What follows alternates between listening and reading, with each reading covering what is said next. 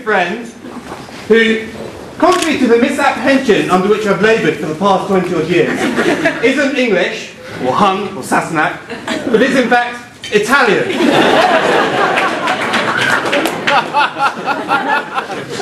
Which is very interesting, because Italian men are noted for being great lovers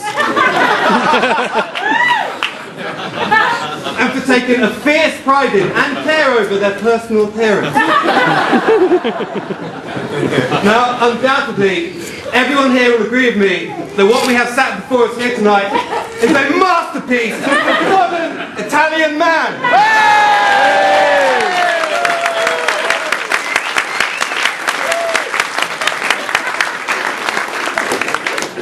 My sad duty, however, to inform you how this wasn't always the case. But when we look at Jake's history for well-groomed Casanovaship, the record firmly established over the first quarter century or so of his life is one of fecklessness and underperformance.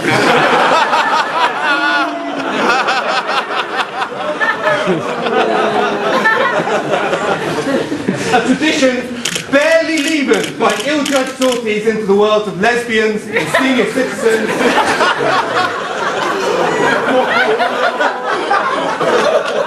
Richly enhanced by Jake's flawed regime for personal hygiene.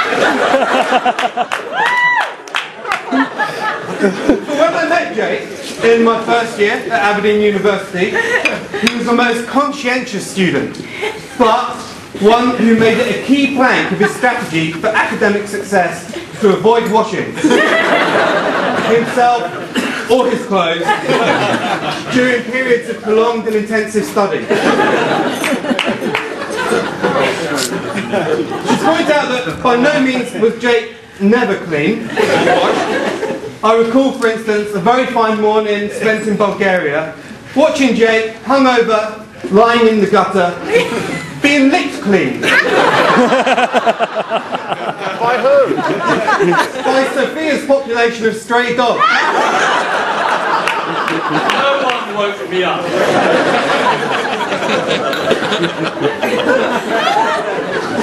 Nevertheless, although Jake has always been a hoarder, in his youth mainly dead animals, pickled, stuffed, rotting, it's true to say that by the time he took to collecting bits of his own skin, whilst squatting in other people's beds, he was adopting behaviours that exist far outside the mundane realms of acceptable civil society.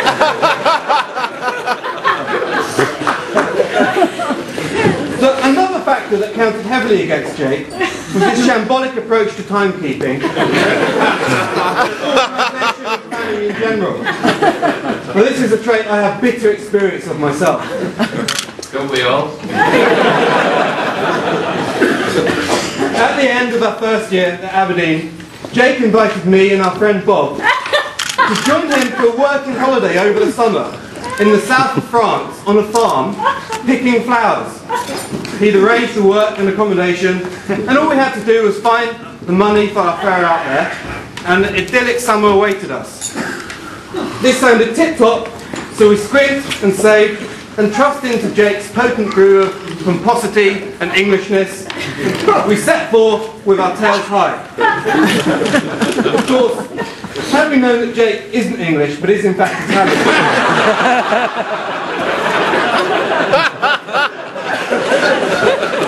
we might not have travelled with such optimism.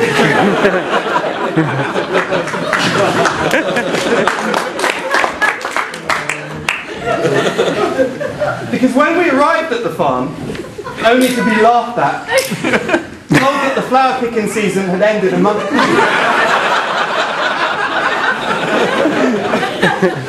had it implied that we must be utter imbeciles to have travelled out there, given that we had never replied to any of Jake's letters, and had the door shut firmly in our faces, we were in a bit of a spot. So we spent the next week stewing in our one-man tent, sharing a jar of peanut butter, trying to figure out how we would get home.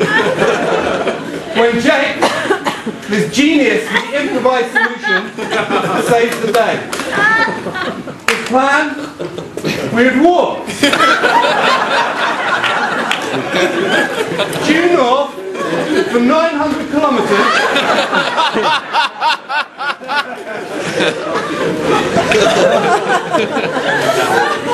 if we stick to the coast, we'd eventually reach Calais.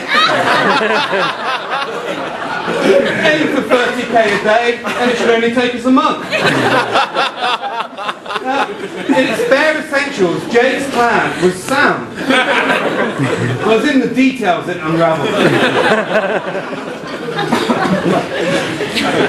Firmly in control of the expedition funds, Jake felt compelled to ration us 1 baguette and 1 bottle of water per day. Between the 3 of us. I'm not a nutritionist. This was absurd thinking, and calamity was inevitable. And so it was on the first day of our trek. Although successful in that we walked 35 kilometres, it was largely spent lying in the road, gibbering incoherently, suffering the effects of sunstroke and dehydration, as the physical effort and meagre personal allowance of 500 mils of water. Precisely how much water we each drank that day is still a matter for some controversy. For it ended with the 3 of us fighting, with fists, over who'd get the last sip of water from the water.